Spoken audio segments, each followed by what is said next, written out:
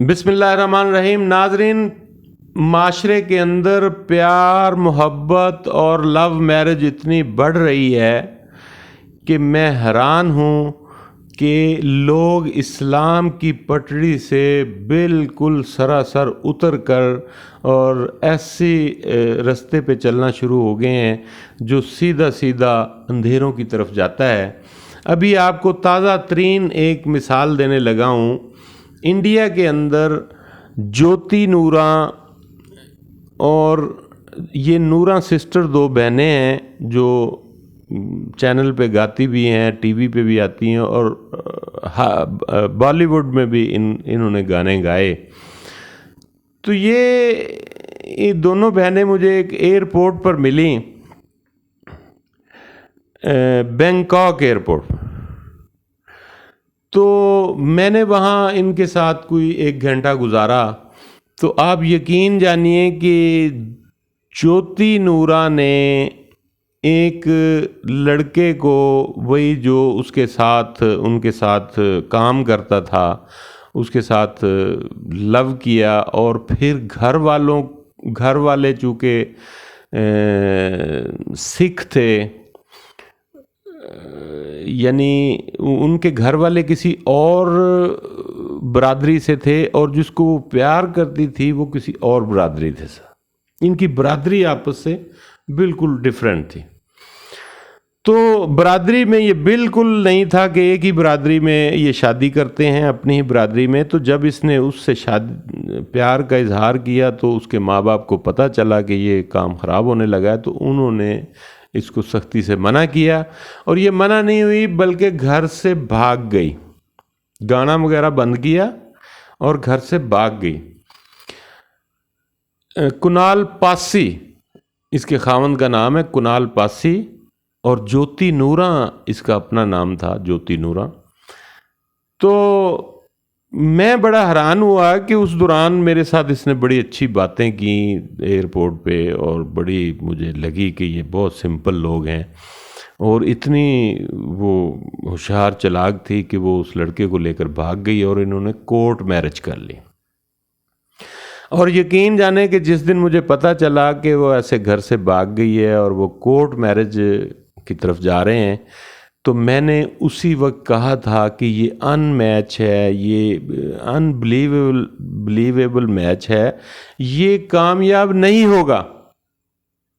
ये मैंने 8 साल पहले ये कह दिया था।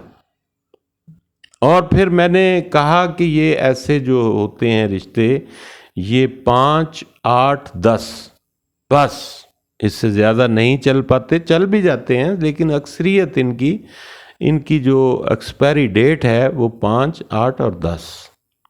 उसके बाद लड़ाई झगड़े ये वो। फिर वही हुआ कि कल परसों मुझे खबर मिली है कि उसने अपना खुला का जो है वो दायर कर दिया है अपने खामन के ख़िलाफ़ अदालत में कि मैं खुला लेना चाहती हूँ। तो मैं हैरान हूँ कि इतना सफ़र किया और उससे भागकर शादी की, प्यार और मोहब्बत की, और लेकिन ये चूँकि आपस में ना बरादरी एक थी और ना उनका कल्चर एक था, ये दोनों चीज़ें ही आपस में मैच नहीं कर रही थी। फिर आखिरकार ये बात तलाक तक पहुंच गई।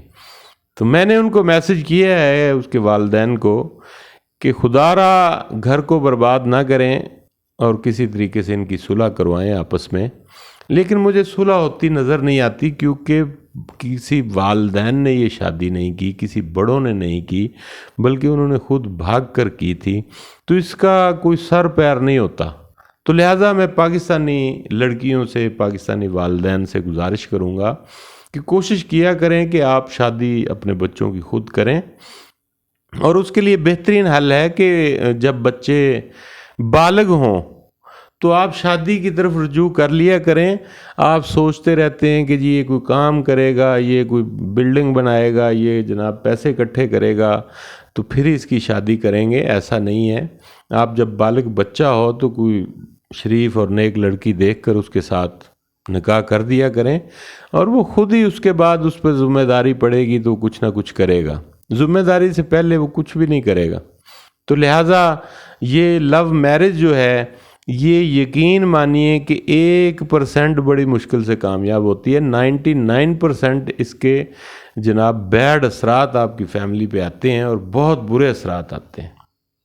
आप ठीक है, इस्लाम ने जो कहा है कि आप शादी से पहले लड़का और लड़की को देख लें, लेकिन वो वालिदैन की मौजूदगी में भी तो एक दूसरे को देखा जा सकता है। ये ज़रूरी नहीं है कि आप इस तरह बिल्कुल ही इस तरीके से देखें कि वालिदैन को भी शर्म आए। यकीन मानिए कि कई लड़कियां तो अपने लव करती हैं और अपने हस्बैंड को इस तरीके से अकेले में देखती हैं जाके कि वालिदैन अगर सुन लें तो शर्म से मारे जाएं।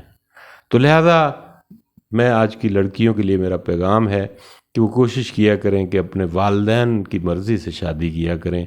बहुत ही अच्छा और बहुत ही पुरसकून माहौल होता है, बच्चे भी आने वाले बड़े हैप्पी होते हैं, बड़े प्यारे होते हैं। तो लिहाजा मेरी तमाम पाकिस्तानी लड़कियों से ये दरख्वास्त है। थैंक यू वेरी मच नाज़रीन, चैनल को सब्सक्राइब कीजिएगा और मेरी वीडियो आने वाली देखते रहिए।